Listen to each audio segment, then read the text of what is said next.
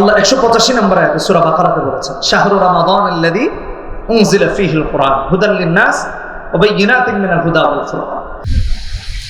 কোরআন কেন শিখবো? কোরআন সন্তানকে কেন শিখাবো? সালাত আদায় করছি, হচ্ছে না। ঘুমাচ্ছি, ঘুমটা রাসূলুল্লাহ শেখানো কথা হচ্ছে না।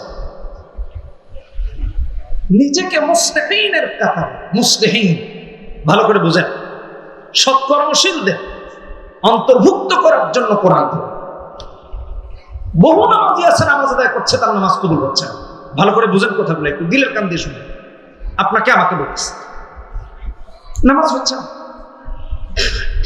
অথচ তিনি নিজে ভাবতেছেন যে আমার চেয়ে বড় নামাজি কে আছে, মসজিদে সবার আগে আমি আসছি আর সবার পরে আমি বের হয়েছি। কিন্তু মসজিদে গিয়ে এমন এমন তার নামাজের পদ্ধতি তিনি হাজির করেছেন, যার সাথে রাসূলুল্লাহ এমনকি কোরআনের তিলাওয়াতের খুশু খুজু কোনো সম্পর্ক নাই। নামাজ হবে?